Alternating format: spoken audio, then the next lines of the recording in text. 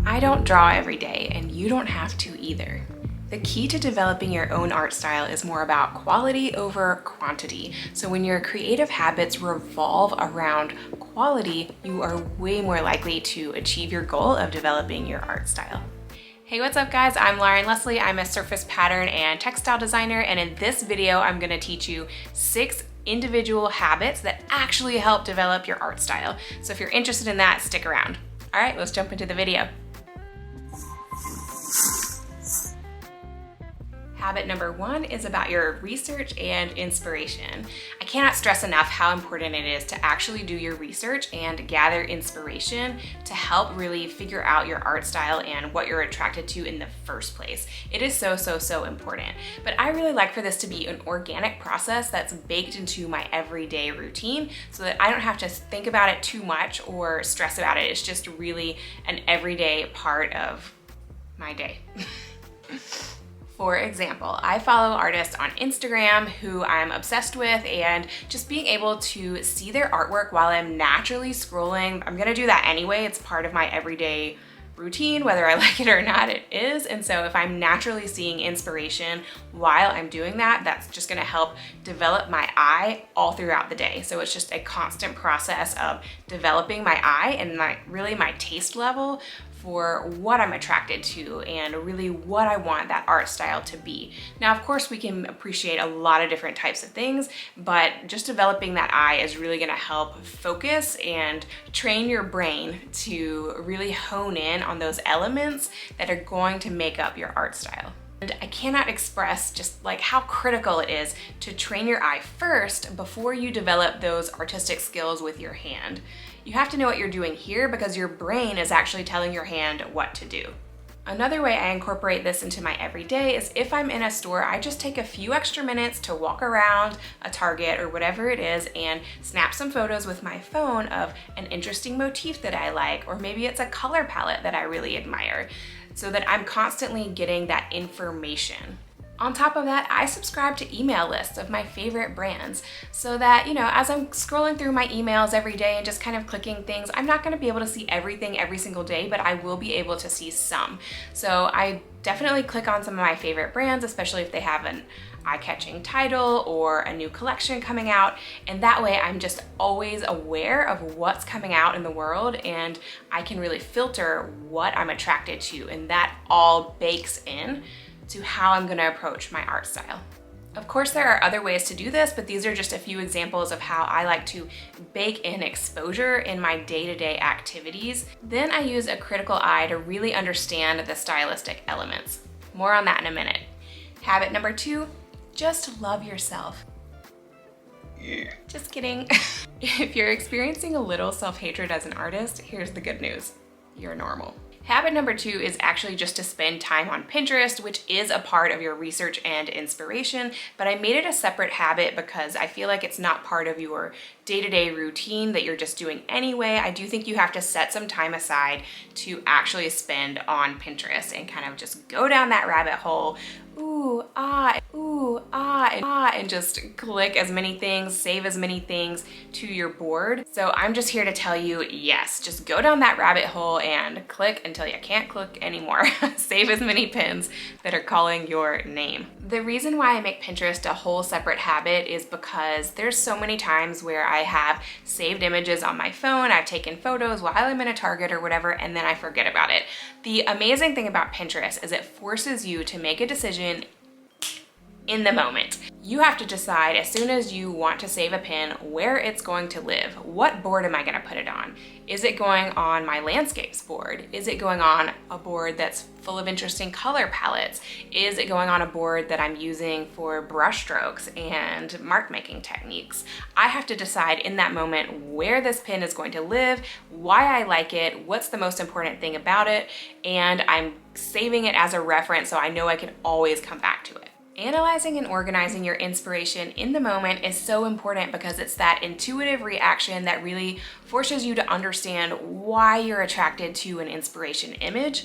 And from there, you can decide to incorporate that same element into your own art style. Habit number 3, use one subject matter. Now don't worry, this is not like you can only choose one subject matter to use for the rest of your life. I mean, if you were stuck on a desert island and you only had one piece of paper, what would you draw? No, no, no, no, no. It's not like that. This is not a death till you part. It's simply that when you don't have to waste energy trying to figure out what to draw, you can actually think about how to draw. Once you've figured out your how, you will have your own art style, and then you can apply that art style to multiple subject matters. Yay! Once you've chosen your subject matter, I recommend keeping a bank of reference photos as well, so that when you're ready, you can just sit down and get straight to work. You don't have to spend time searching for that either. Habit number 4, use one medium. This goes along the same lines as choosing one subject matter. When you already have your medium picked out, you don't have to waste any energy thinking about, how am I gonna do this? Like, what medium should I use? Maybe I should try this new set of watercolors, or, oh, I haven't picked up my Posca pens in a while.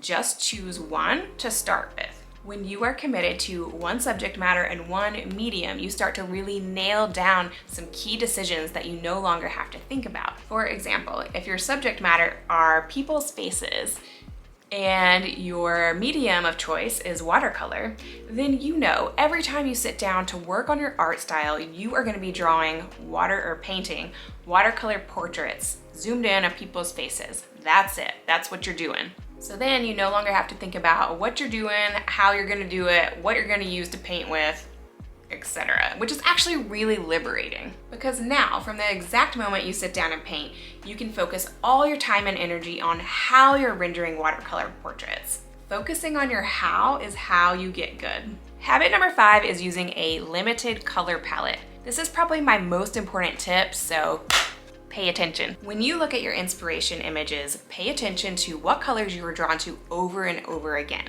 and make note. Are you attracted to soft pastels or ice cream colors?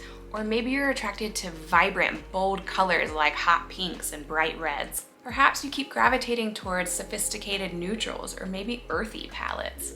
This is where you use your critical eye to pay attention to the stylistic elements of your inspirations, especially color. One trick I have for noticing the color palettes you're attracted to is to use your eyedropper tool. Now you can do this in a program like Photoshop or Procreate, or something as simple as Google Slides or PowerPoint. You can just take that eyedropper tool and hover it over your inspiration images and make little square colored chips and arrange them in a color palette and see what looks good together. You can delete some, you can tweak some colors as you wish, but this is a great place to start. Really dig into the colors that are coming up for you over and over again and see how they play together in a palette. From there, if you're using traditional mediums like paint, then try to mix your paints to match the chips you're seeing on screen. So that way you can really work with your paints or colored pencils or whatever it is and try to get that same color palette, colorway, color concept into your artwork. From there, make a color palette of 10 to 20 colors and hang it on your wall so that you're always seeing it. I'll show you one of mine. Now, because I'm a professional designer, I use Pantones, but this is my desert vacation palette, and when I am painting, I try to mix my paints and match to this palette so that I always have it in front of me. Then you stay with that palette for your next range of artworks so that your artworks can relate to each other. They are all pulling from the same color palette. Because working with the limited color palette becomes an actual habit, you get really good at figuring out which colors work well together, and then of course if you're using them in multiple artworks, those pieces start to feel related and can echo the same colors across a whole body of work. Habit number 6, draw with intention. I personally find that it's just impossible to draw every single day. I admire artists that do. I think it's amazing, and if you can do that, more power to you. However, for me to be realistic in my life, it's just not possible. I'm a mom, I work full time, and being able to work on my own collections kind of comes secondary. But with that being said, you still have to find time sometime to draw, otherwise you're never gonna develop your art style. A lot of people will say, well, I don't have time to draw every day, so they never start, or they think they're gonna try to start a 100 days project and they miss a few days and just give up because it's just impossible to draw every single day. But let's just say, for example, you can draw once a week, most weeks, okay? Most weeks you can draw once a week. At the end of the year, that's 52 drawing sessions that you otherwise wouldn't have had. Would you rather have 52 drawing sessions or 0? I think I'd rather have 52. But like I said before, I am all about quality over quantity. So I really want to emphasize that these drawing sessions should be done with intention, with a plan, with direction. I don't want you just drawing random crap. There are plenty of artists out there who have amazing drawing skills, but they don't have an art style. That's because they sit down, they open their sketchbook, they draw a few things, but it's really random and there's no consistency to what they're drawing or how they're drawing it, or the materials that they're using, or the subject matter that they're using.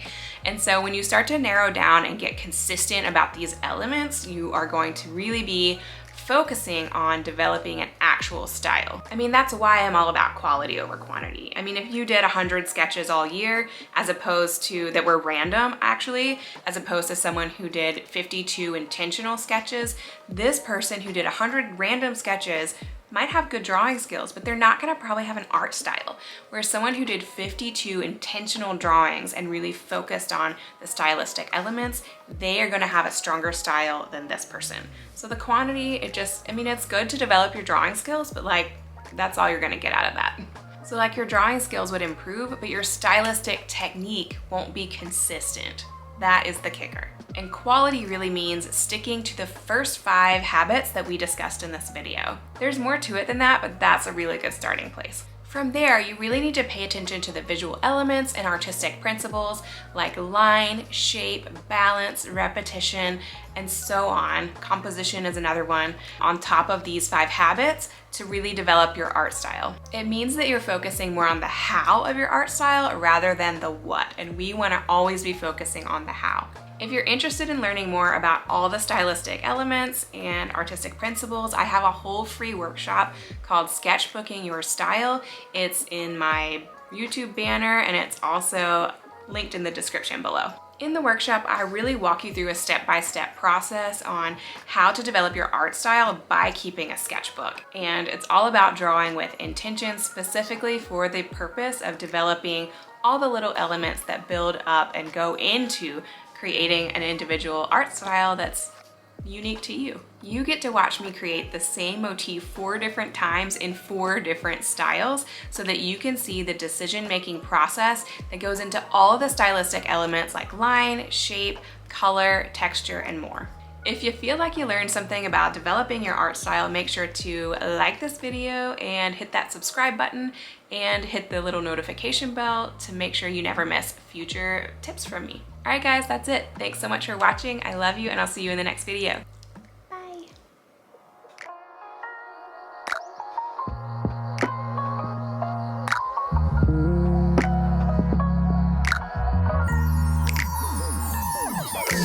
Bye.